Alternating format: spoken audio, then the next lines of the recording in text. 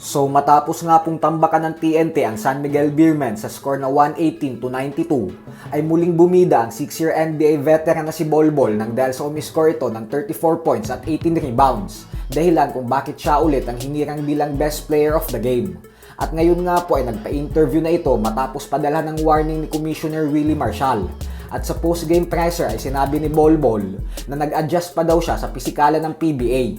Pero nagiging maganda na umano ang tinatakbo ng kanilang kupunan nang dahil sa mas lalo na silang nagiging pamilyar ng mga teammates niya sa isa't isa at nagtutulungan.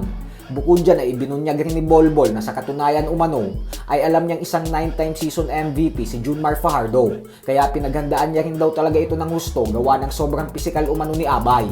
Pero laking pasalamat niya umano sa mga teammates niya dahil tinulungan umano siya nitong depensahan si Fajardo kapag hawak na nito ang bola. Habang si Fajardo naman ay binida rin si Bol Bol.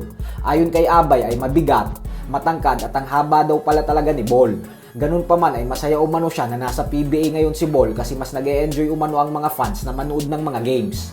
Bukod dyan ay mas lalo lang umanong tataas ang kompetisyon ng liga kasi lalo umano silang mapipilitan na pantayan ng kalibre ni Bol Bol. Babawi na lang daw sila sa mga susunod na laro. Total, mahaba pa naman daw ang conference na ito. Sa kabilang banda naman mga idol ay ibinunyag naman nga po ni Chris Ross ang naging sagutan nila ni Bol Bol sa kalagitnaan ng laro, kung saan makikita na tinuro pa ni Bol kay Ross ang scoreboard upang ipaalala na wala itong karapatan na mag-ingay nang dahil sa tambakan San Miguel. Ayon kay Chris Ross ay katuwaan lang naman umano yung naging sagutan nila dahil nag-aasaran lang naman daw sila. Wala naman umanong seryoso doon kaya binati pa nila ang isa't isa pagkatapos ng game. Bukod dyan ay pinuri rin ito ang talento ni Bol Bol dahil magaling na player daw talaga ito at makikita umano natin kung bakit tumagal ito ng 6 na taon sa NBA.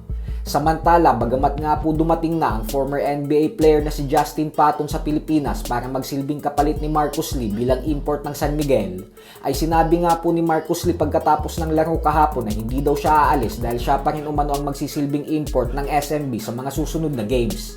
Kaya tingnan po natin ang magiging hakbang ng SMB sa mga susunod na araw, lalo pat pumirma na ng kontrata si Patton sa San Miguel. So hanggang dito na lang po muna tayo mga idol.